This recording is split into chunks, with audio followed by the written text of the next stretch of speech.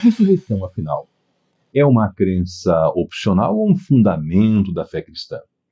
Veremos que é um fundamento e que é essencial, e veremos isso hoje no nosso estudo. Olá, seja bem-vindo! Aqui nós estudamos a Bíblia e estamos juntos prosseguindo o nosso estudo da primeira carta de Paulo aos Coríntios, capítulo 15, e hoje, a partir do verso 12. Obrigado, Senhor Deus, pela ressurreição de Cristo, que é as primícias, Senhor, e que nós também ressuscitaremos no último dia. Muito obrigado, e obrigado porque por aqui e por enquanto nós podemos conhecer a Tua palavra, a palavra da vida. Nos guia, Senhor, a toda a verdade. Oramos em nome de Jesus. Amém. E sim, diga o seu amém. Concorde, faça também a sua oração. Ora, ficou torto aqui, né? Ora, se está sendo pregado que Cristo ressuscitou dentre os mortos, como alguns de vocês dizem que não existe ressurreição dos mortos? Ora. Chegamos então a esse grande tema essencial à fé cristã. No vídeo anterior, eu expliquei para você como no início do capítulo 15, o apóstolo Paulo lembrou aos irmãos de Corinto sobre o evangelho em que eles estavam firmados e permaneciam firmes. O evangelho único pregado por todos os apóstolos, independente se foi Paulo, se foi Pedro, se foi Tiago ou qualquer um dos outros. O evangelho que tem a ressurreição de Cristo como fundamento. Paulo disse lá, no verso 3, que a primeira coisa que ele pregou foi que Cristo ele morreu pelos nossos pecados, segundo as Escrituras. Depois ele foi sepultado, ressuscitou, conforme as Escrituras. E depois ele então apareceu a Pedro e aos 12 e depois também a mais de 500. Fundamento da fé das Escrituras. Também comentei com você que existem milhares de cristãos, milhares, talvez bem menos do que isso, mas existem cristãos ou pessoas que invocam o nome de Cristo sobre si e que dizem não haver ressurreição. Dizem que não, acreditam em outras coisas, mas não creem em ressurreição. Alguns ainda não acreditam que o próprio Cristo ressuscitou.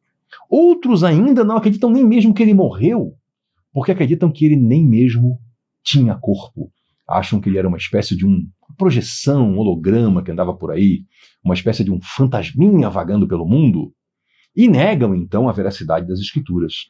Negam o testemunho dos cristãos que viram lá Cristo sendo crucificado e morto. Negam o testemunho, por exemplo, do apóstolo João, que escreve no Evangelho, também nas suas cartas, que estiveram com Cristo, tocaram Cristo, que Cristo comeu junto com eles, que viram suas chagas. Tudo isso é negado por esses. E nós que cremos no Evangelho, no que cremos?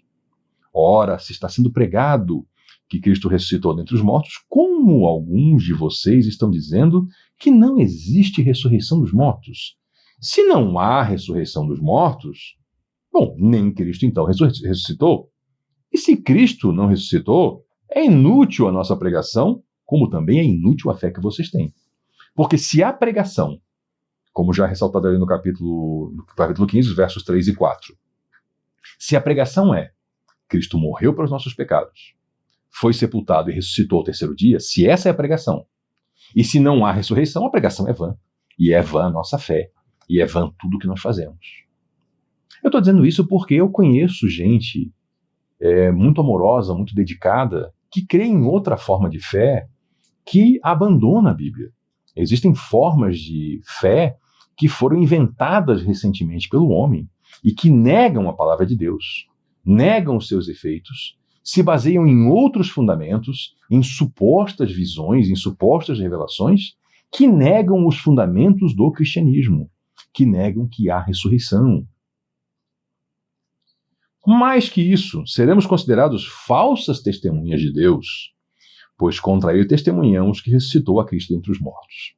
Aqui eu vou falar abertamente. Como fica, então, toda essa realidade da pregação de todos aqueles que creem no nome de Jesus Cristo, que invocam esse nome, mas dizem, olha, não há ressurreição, porque os espíritos nos revelaram que existem, na verdade, diversas encarnações, que o ser humano tem que evoluir, vai indo de plano para plano. Como invocar o nome de Cristo? Como dizer que essa crença ela é uma explicação da Bíblia se está contrariando frontalmente todo o ensino do Evangelho? Toda a base, o fundamento e tudo que foi construído em cima. Se contraria os 4 evangelhos que dizem que Cristo morreu e ressuscitou pelos nossos pecados, se contrariam A palavra que diz que o ser humano morre uma vez, depois disso vem o juízo. Como crer em Cristo se negam todo o ensino dos apóstolos? Como dizer, então, somos seguidores de Jesus Cristo, ele é o nosso modelo e guia? Não, não, não. Para mim, ele é meu salvador, porque eu preciso de salvação. Por quê? Porque depois dessa vida vem a morte, e depois da morte tem julgamento. E o Senhor Jesus ressuscitou e esse é o nosso caminho. Estou sendo aqui tão enfático porque tem pessoas amorosas, pessoas dedicadas à sua fé, que estão honestamente equivocadas, acreditando em testemunhos de espíritos e não acreditando no testemunho das Sagradas Escrituras, não acreditando na palavra dos apóstolos, das testemunhas oculares de Cristo, daqueles que lançaram o fundamento de tudo isso que nós chamamos hoje de igreja e fé cristã. E eu quero fazer um alerta a essas pessoas, cheias de zelo e de fé, que é necessário crer nas Escrituras Sagradas. E é necessário abandonar qualquer outro testemunho de homem, de espírito, do que seja, como o próprio apóstolo Paulo já escreveu. Se outro evangelho é pregado, que seja pelos anjos, que seja anátema, uma palavra que quer dizer separado para destruição, separado para nenhum fim, porque só existe um evangelho. Faço aqui esse alerta com amor, com compaixão, porque acredito na honestidade do amor dessas pessoas, mas percebo também que não há um apego à Bíblia Sagrada. Há um apego a diversos livros, a diversos contos, a diversas fábulas, a diversos escritos, mas não a Bíblia Sagrada. E eu convoco todos aqueles que me veem agora, que chamam sobre si o nome de Jesus, mas que não creem na ressurreição, creem em reencarnação. Eu convoco todos esses a lerem a palavra de Deus, a estudarem essa palavra e a acreditarem no testemunho dos apóstolos. Seguimos então. Pois se os mortos não ressuscitam, nem mesmo Cristo ressuscitou. E se Cristo não ressuscitou, inútil é a fé que vocês têm e ainda estão em seus pecados. Nesse caso, também os que dormiram em Cristo estão perdidos, ou seja, aqueles que morreram no passado sendo cristãos. Se é somente para essa vida que temos esperança em Cristo, somos de todos os homens os mais dignos de compaixão. Algumas traduções até trazem, somos os mais miseráveis de todos os homens. Porque se estamos crendo em Cristo só para essa vida, se você acha que é isso, que você é só essa duração, ou ainda que você vai repetir essa duração, somos então os mais dignos de compaixão. Mas de fato Cristo ressuscitou dentre os mortos, sendo ele as primícias entre aqueles que dormiram. O que são primícias? São os primeiros frutos que uma planta dá. Então Cristo, ele representa ali a primeira ressurreição, o primeiro que ressuscita entre muitos. Visto que a morte veio por meio de um só homem, a morte entrou no mundo por causa do pecado do primeiro homem. Também a ressurreição dos mortos veio por meio de um só homem, por Cristo. Pois da mesma forma que em Adão todos morrem, em Cristo todos serão vivificados. Mas cada um por sua vez, Cristo o primeiro, depois, quando ele vier, os que lhe pertencem. Paulo está dizendo claramente, na volta de Cristo haverá a ressurreição daqueles que pertencem a Cristo. Então virá o fim, quando ele entregar o reino a Deus, o Pai, depois de ter destruído todo o domínio, toda a autoridade e todo o poder. Sim, Cristo destruirá domínios, autoridades e poderes. E só um poder restará, o dele. E ele entregará esse poder ao Pai, como filho obediente. Pois é necessário que ele reine, até que todos os seus inimigos sejam postos debaixo dos seus pés. Todos os inimigos da cruz, todos os inimigos de Cristo. O último inimigo a ser destruído é a morte. Sim, a morte é um inimigo. E a morte é um inimigo a ser destruído. Não, a morte não é uma coisa boa. A morte pode ser um alívio para quem sofre? Sim. A morte pode ser até ansiada por quem está em intenso sofrimento? Sim. Mas o sofrimento, a dor e toda a desgraça são, na verdade, frutos antecipados da morte. Porque a morte é um inimigo e o último inimigo a ser derrotado. Porque ele sujeitou debaixo dos seus pés tudo. Ora, quando se diz que tudo lhe foi sujeito, fica claro que isso não inclui o próprio Deus. Que Deus tudo submeteu a Cristo. Quando, porém, tudo lhe estiver sujeito, então o próprio Filho se sujeitará àquele que todas as coisas lhe sujeitou, a fim de que Deus seja tudo em todos. Sabemos que o Pai, o Filho e o Espírito Santo são um só, e ao mesmo tempo eles são três. E o que nós vemos aqui é Paulo já antecipando um pouco do tema da escatologia bíblica, que é o estudo bíblico dos tempos do fim. Dizendo, ora, no fim, é Cristo, o Filho, que se manifestará. E é Ele que sujeitará tudo debaixo dos seus pés. É Ele que eliminará todos os poderes e autoridades. E então Ele, reinando, se sujeita ao Pai e entrega ao Pai todo o poder. Essa é a ordem das coisas. Mas se não há ressurreição, aqui eu estou no verso 29. Se não há ressurreição, o que farão aqueles que se batizam pelos mortos? Aqui é uma prática que nós não conhecemos e não entendemos da Igreja de Corinto.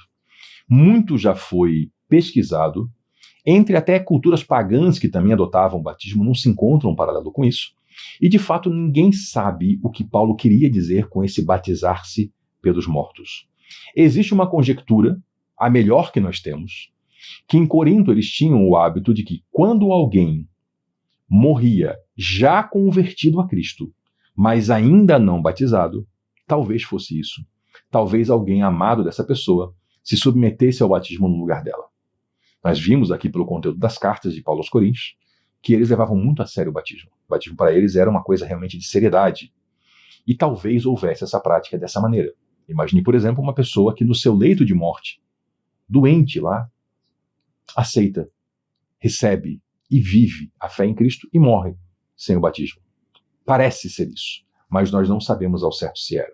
O que nós sabemos ao certo é que existia uma prática de se batizar por quem estava morto, e Paulo usa essa prática como contraponto. Ora, se alguns de vocês falam que não tem ressurreição, o que vocês fazem é sem o menor sentido.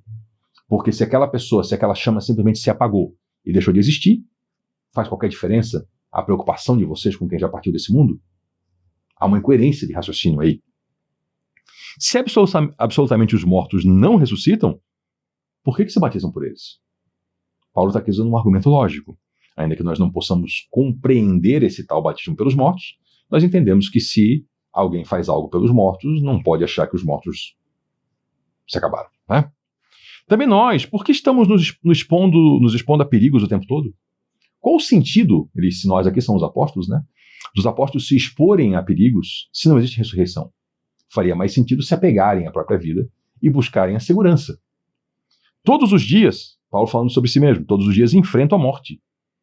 Todos os dias enfrentam a morte, irmão. Sim, e nós que lemos a história de Paulo sabemos quantas vezes ele esteve lá, quase na morte.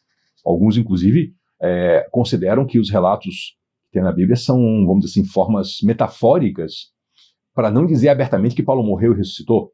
Não vou dizer tanto porque a Bíblia não diz isso expressamente. Mas Paulo esteve exposto a perigos de morte todos os dias. Todos os dias enfrento a morte, irmãos, digo isso pelo orgulho que tenho de vocês em Cristo Jesus, nosso Senhor. Se foi por meras razões humanas que lutei com feras em Éfeso, o que eu ganhei com isso? Quando Paulo fala isso aqui, ele está sendo, sim, metafórico, tá? As feras que ele lutou foram seres humanos. Paulo passou maus bocados em Éfeso. Você pode ver isso no livro de Atos dos Apóstolos. Tem vídeo aqui no canal também. Procure lá. Se você pesquisar aqui, estudamos a Bíblia, Éfeso, vai aparecer esse material também. E aí você pode fazer a sua pesquisa. Então ele enfrentou seres humanos que eram como se fossem feras, como se fossem monstros, como se fossem animais selvagens. O que ele ganhou com isso se não tem ressurreição? Porque ele esteve lá à beira da morte, ou talvez até mais do que isso. Se os mortos não ressuscitam, aí ele vai citar aqui uma fala que pessoas disseram lá no Antigo Testamento, pessoas que estavam realmente vivendo a vida errada e que foi registrado pelo profeta Isaías. E aqui eles diziam assim: comamos e bebamos porque amanhã morreremos. Paulo fala, se não tem ressurreição, vamos encher a pança, encher a cara, porque depois vem a morte e vem o nada. Ele fala, se não tem ressurreição, então para que todo esse esforço apostólico? Não se deixe enganar, as más companhias corrompem os bons costumes. Só essa frase dá para escrever livros sobre isso. Paulo está falando aqui nesse contexto porque as pessoas estão se deixando levar por más companhias que estão ensinando coisa errada. Mas isso aqui serve para tudo, não só para o ensino errado contra a ressurreição. Serve para essa ideia geral. Se você ficar andando em más companhias, você vai acabar corrompendo os seus bons costumes. Como justos, recuperem o bom senso e parem de pecar. pois alguns há que não têm conhecimento de Deus. Digo isso para vergonha de vocês. O mesmo texto que começa o capítulo 15 dizendo: Evangelho que preguei a vocês, no qual vocês estão firmes. Aqui já fala, estou dizendo isso para vergonha de vocês. Vocês estão firmes no Evangelho, mas estão andando em má companhia, estão pecando, ensinando doutrinas erradas, porque tem entre vocês pessoas que não têm conhecimento de Deus. Isso é uma vergonha. Porque eles tinham acesso às Escrituras, eles tinham acesso ao conhecimento, eles tiveram o testemunho dos apóstolos, então não ter conhecimento de Deus era uma vergonha. Nós não podemos ser pessoas que vivemos essa vergonha de não ter conhecimento. Hoje, o dia que eu falo para vocês, e aqui eu vou encerrar o texto, vou fechar a minha Bíblia e fazer um comentário sobre esse texto aplicado aos dias de hoje. Se você só quer ver a explicação do texto, encerramos por aqui. Você pode encerrar. Se você quer ver um pouquinho mais, ouça isso. Você está aqui me ouvindo, talvez me ouvindo e me vendo, onde eu li para você a Bíblia e expliquei. Existe na internet, gratuito, Bíblia em áudio. Se você não pode ler por algum motivo, você pode ouvir. Quem não pode ouvir, consegue enxergar. A pessoa consegue, né? Então, ela pode ler uma Bíblia se ela tem capacidade de leitura. Se a pessoa já não enxerga, existe Bíblia em braille. Existe acesso de tudo quanto é jeito. Hoje, diferente da época aqui dos irmãos de Corinto, tá? Esses irmãos aqui, eles não tinham muitos recursos, não. E Paulo já dizia que era vergonha não conhecer Deus. Imagine hoje. Eu costumo dizer que Bíblia, quem tem pouco tem uma. Muitos de nós têm várias edições da Bíblia. Você pega um telefone celular, por exemplo, no meu celular eu tenho 3 traduções diferentes de Bíblias gratuitas, tornadas disponíveis na internet gratuitamente. Na minha casa temos algumas traduções, algumas edições diferentes de Bíblia. Muito comum isso. Tem gente que não tem nenhuma, acessa online na hora, abre lá um navegador e bota lá e aparece já a Bíblia e pode ler. Como justificar essa falta de zelo do povo hoje em não ler a Bíblia? Como que pessoas estão talvez há 20 anos dentro da caminhada cristã e nunca leram a Bíblia uma única vez? Bíblia que a gente consegue ler em um ano. Se a gente ler 4 capítulos por dia, em um ano você lê a Bíblia. 4 capítulos por dia. Na verdade dá menos de um ano, tá? Eu estou arredondando aqui um ano porque tem dia que a pessoa não lê e tal. Como justificar isso? Que falta de zelo é essa? Me lembro da história de uma comunidade onde eu servi, de uma idosa que ficou cega com a idade e que um neto dela ia todos os dias na casa dela, morava próximo, abria a Bíblia e lia para ela todos os dias, porque ela não queria perder o hábito do contato com a palavra de Deus, e esse neto, com um coração cheio de amor, ia lá, lia para si, mas lia em voz alta para ela também, para que ela pudesse ter acesso à palavra de Deus. Olhe que zelo, que amor. Uma velhinha cega. Deus proveu o meio para que ela continuasse tendo acesso à palavra de Deus. Lembro da história que um pastor me contou de um outro ancião que havia decorado trechos inteiros da Bíblia e que na velhice não conseguia mais ler, mesmo com óculos já não conseguia, mas dizia, mas eu leio com o meu coração, e declamava os textos que decorou ao longo de sua vida. Como que hoje que nós temos todo esse acesso, existe tão pouco zelo pela palavra de Deus? Pessoas que só são alimentadas pela Bíblia só quando vão a uma comunidade, a uma casa de oração, uma igreja, se assim quiser chamar, e às vezes ali aqueles 5, 6 versículos que o pastor lê antes de pregar. É tudo o que a pessoa tem. Zero de leitura em casa. E aí daqui a pouco já não sabe mais se é evangélico, se é espírita, se é católico, não sabe mais no que crê. Se a gente pergunta uma coisa básica da Bíblia, já não sabe. Se a gente pergunta aí quantos animais de cada espécie Moisés colocou na arca, aí quer discutir que é 2, que é 7, que é não sei quanto, porque nem sabe que Moisés não colocou nenhum animal na arca. Foi Noé. A arca que Moisés lidou com ela foi a arca da aliança. Esse tipo de coisa. Que falta de zelo é essa? Agora você, que está me assistindo aqui, essa palavra que eu estou dizendo é para você levar adiante. Porque você está vendo um vídeo sobre a Bíblia. E isso já me alegra o coração. Mas leve adiante esse zelo. Leve adiante essa vontade de conhecer as Escrituras. Ensine a outros também esse bom hábito. Divulgue para os seus irmãos em Cristo que com 4 capítulos por dia de leitura, em menos de um ano se lê a Bíblia toda. Ajude outros a conhecer a palavra de Deus. Muito obrigado pela sua companhia. Volte na próxima, porque aqui nós estudamos a Bíblia. Até lá.